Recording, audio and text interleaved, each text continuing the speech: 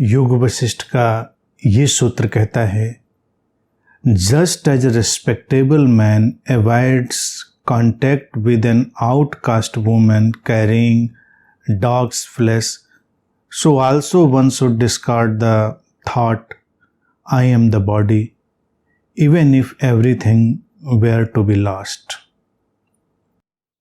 सूत्र कहता है कि जैसे एक संभ्रांत व्यक्ति कुत्ते का मांस ले जाती हुई किसी स्त्री से दूरी बना के रखता है, एक अछूत महिला से, वैसे ही व्यक्ति को मैं शरीर हूं इस विचार को हर परिस्थिति में त्याग देना चाहिए। अब इस सूत्र को जब हम सुनेंगे तो हमें हैरानी होगी कि यहाँ पर एक सामाजिक विषमता की चर्चा हुई। हमारे जो शास्त्र रहे हैं वो हमारी सामाजिक बुराइयों से अछूते नहीं रहे हैं, और कई बार ऋषियों ने, बुद्धों ने उस सामाजिक ढांचे से बहुत संघर्ष नहीं किया। जो चल रहा था उसको चलने दिया, उन्होंने उसी में से कोई रास्ता निकाला, उन्होंने उसी में से कोई चीज़ निकाल कर मार्गदर्शन किया। अब उस समय, जिस समय की ये बात है, जाति प्रथा, छुआछूत, ये सब चीज़ें रही होंगी। तभी यहाँ पर ये बात आ गई कि एक अछूत महिला और कोई ब्राह्मण व्यक्ति है, संभ्रांत व्यक्ति है, तो ये सब एक तो अछूत, अस्पृश्य, और ये कुत्ते का मांस, यानी कि दूरी बना के चलो, दूर भाग जाओ, ये सब बातें समाज में रही होंगी।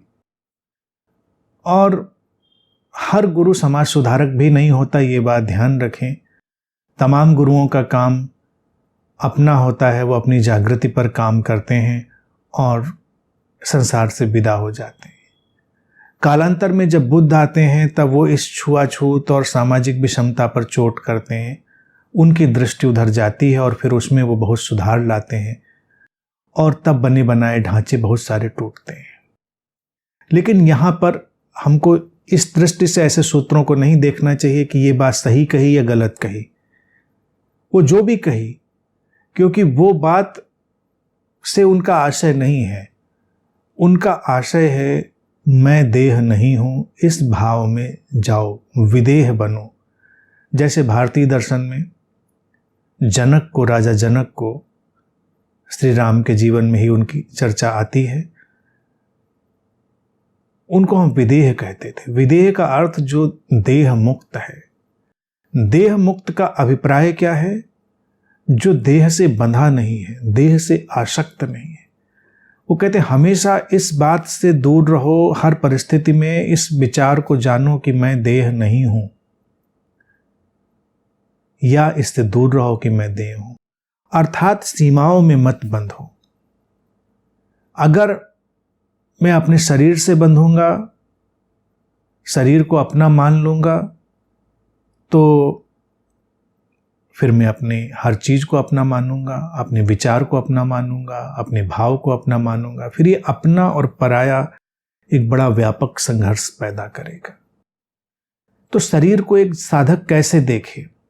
ये देखना कि मैं शरीर नहीं हूं, मैं एक आत्मा हूं, ये तो एक पुराना आर्कटाइपल एग्जाम्पल है बात करने का। हम इसको समझदारी से अगर देखें तो हमें ये दिखाई देगा कि शरीर एक जोड़ है अस्तित्व का, ये उपहार है अस्तित्व का। इसमें मेरा जैसा तो कुछ है नहीं। मेरा क्या कंट्रीब्यूशन है इस शरीर में? मैं बड़े आसानी से क्लेम अगर कर दूं कि मेरा शरीर, तो हमने क्या इसमें बनाया है? कौन सी चीज? एक तिनका भी नहीं हमारे शरीर का हमने रचा है। पूरे अस्तित्व ने, अस्तित्व के रहस्य ने, उस अस्तित्वगत प्रज्ञा ने, उस चैतन्य ने ही शरीर को रचा है। और इस शरीर के होने में पूरे जगत का योगदान है। भारत ने इसीलिए कहा कि पंच तत्वों से बना शरीर, ये धरती, आकाश, हवा, पानी, ये सब जो चारों तरफ का विस्तार है, उसने अनेक अनेक रहस्यमय संयोगों, रूपों से जुड़कर, मिलकर हमारे इस देह की रचना की है। तो एक जागृत व्यक्ति इस देह को एक उपहार की तरह देखता है, और जब भी देखता है तो एक रहस्य की तरह। कभी अपने हाथों को देखें, हम ऐसे अपने शरीर को लेकर घूमते हैं जैसे कोई हमारा प्रोडक्ट है वो। कभी देखें, हम अपने शरीर को खींच रहे होते हैं, ढो रहे होते हैं, या हम उस पर क्लेम कर रहे होते हैं। जब अपनी देह पर क्लेम करने का भाव आ जाता है, आधिपत्य जमाने का भाव, तो व्यक्ति में अनेकानेक बीमारियां, अनेकानेक मानसिक रुग्णताएं आती, फिर उसके संबंध बिखरते हैं, क्योंकि फिर संबंधों पर भी वो पॉजेसिव हो जाएगा। जब देह हमारी नहीं है तो संबंध भी कोई हमारा कहाँ है। लोग हमारे जीवन में आ गए हैं, रंग घोलते हैं, सुगंध घोलते हैं, सुंदरता घोलते हैं, वो भी अस्तित्व का उपहार है। कौन क्यों आया, कैसे आया, मिला, जुड़ा, चाहे हमारे बच्चे हों, हमारे माता पिता हों, हमारे मित्र हों, हमारे प्रियजन हों, सब ये क्यों, कहाँ से, कैसे जुड़े हैं। लेकिन हम इस पर सब क्लेम करने वाले बन गए हैं, मेरे लोग। तो फिर कुछ लोग मेरे नहीं हैं, फिर द्वंद्व होगा, फिर युद्ध होगा, फिर संघर्ष होगा।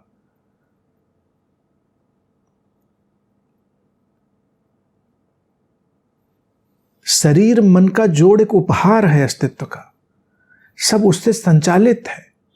बस इतना ही हमको जानना है, ये मेरा है, ये नहीं जानना है। विधेय होने का अर्थ है कि जब हम अभिव्यक्त कर रहे हैं, जब हम कोई काम कर रहे हैं, तब हमको मेरेपन का, मेरी देह का, मेरे विचार का, मेरे मन का कोई बोध नहीं रहता।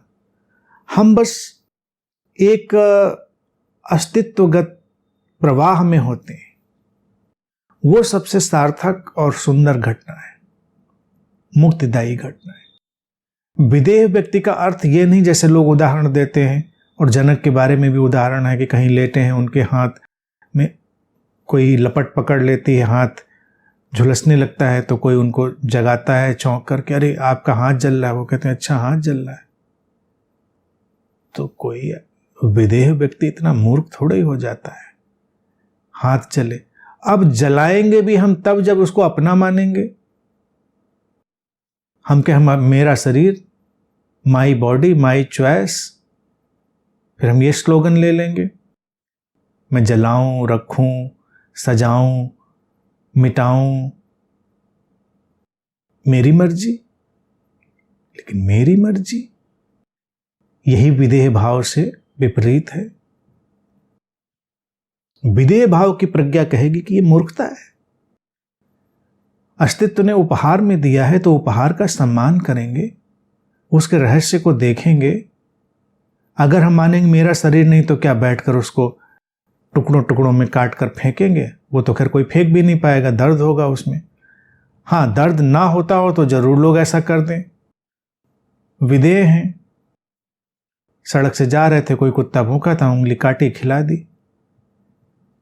अब उंगलियां काम भी आती हैं, इसलिए काटना मुश्किल है। अगर उग आती होती दोबारा, सुबह काटी शाम को उग आए, तो लोग काट कर रखाएं।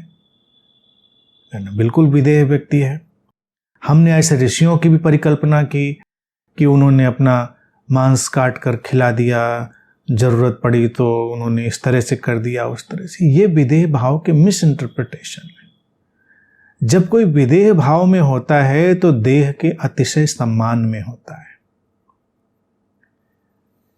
सूत्र में विपरीतता ये आ गई कि जो विदेह में होगा वो छुआछूत या अस्पृश्यता में भी कहां उलझेगा, वो उलझ नहीं पाएगा उसमें। वशिष्ठ उदाहरण इसमें जरूर दे रहे हैं, लेकिन जो व्यक्ति शरीर से परे बियॉन्ड बॉडी चला गया होगा, उसके लिए क्या कुत्ता, क्या गधा, क्या गाय, क्या भैंस, कोई अंतर रह जाएगा क्या? न कुत्ते का मांस लेके जा रहा हो, कुत्ते का लेके जा रहे तो नहीं छुएंगे। कोई तुम्हारा सम्मानित लेके जा रहे होंगे तो क्या मत्था टेकेंगे? क्या करेंगे हम? तो उदाहरण जो ऋषि वशिष्ठ ने यहां पर लिया है वो त्रुटिपूर्ण है, उनके सामाजिक परिप्रेक्ष्य में वो फिट नहीं बैठता। विदेह भाव जब आएगा, मैं देह नहीं हूं, जो व्यक्ति हर समय ये स्मरण रख पाएगा वो अस्पृश्यता से परे हो जाएगा। जब मेरी देह मेरी नहीं है तो दूसरे की देह दूसरे की कहाँ है। न उसमें कोई श्रेष्ठता का भाव रह गया, न अश्रेष्ठता का भाव रह गया। जिसको नजदीक आना है नजदीक आएगा, जिसको दूर जाना है दूर जाएगा। वो संघर्ष कहाँ रह गया फिर।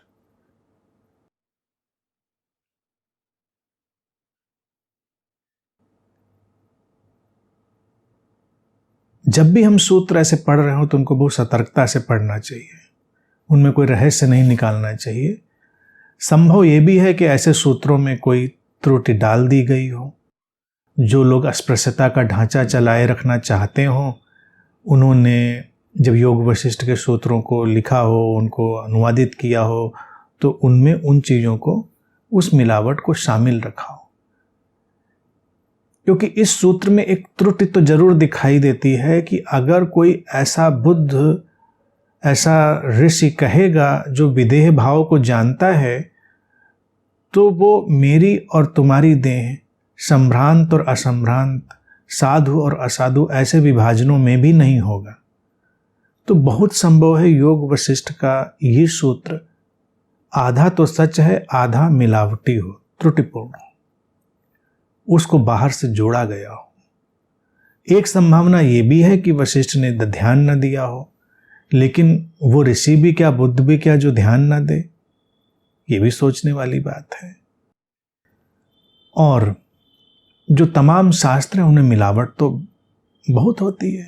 तो अगर वो फिट नहीं बैठते हैं बातें, तो हमको देख लेना चाहिए कि ये मिलावटी होंगे। अब यहाँ पर ये एक बुद्ध के स्तर से, एक ऋषि के स्तर से मैच नहीं करते, उनके अर्थ अटपटे हो जाते हैं। तो इसलिए इस बात को इतना समझाने के लिए बोलना पड़ा। बस मूल बात आधी ही है कि देह से आसक्त मत हो।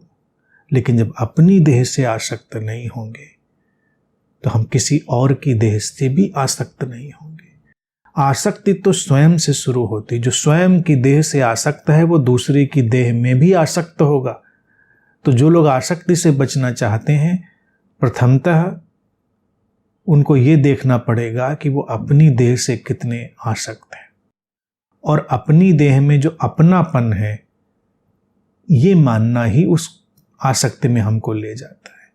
अगर हम ये माने कि ये अस्तित्व का उपहार है, हम इसका उपयोग कर पा रहे हैं, ये रहस्य है, ये अस्तित्व की करुणा है, तो फिर कोई देह नहीं बांधती, मन भी नहीं बांधता, विचार भी नहीं बांधते। वो अस्तित्व जो विचारों से भरा है, वहाँ से तैरते हुए कुछ विचार हमारे मनोजगत में आते हैं, हम उनका उपयोग करते हैं, वो हमारे जीवन को अर्थ देते हैं, आकार देते हैं। ये शुभ है बस, लेकिन वो मेरे हैं ऐसा तो है नहीं। तो ये चीज जान लेना ही कि न यह देह मेरी है, न ये मन मेरा है। ये एक रहस्य है, आशीष है, उपहार है। ये हमको विदेह बना देता है, देह और मन के पार ले जाता है।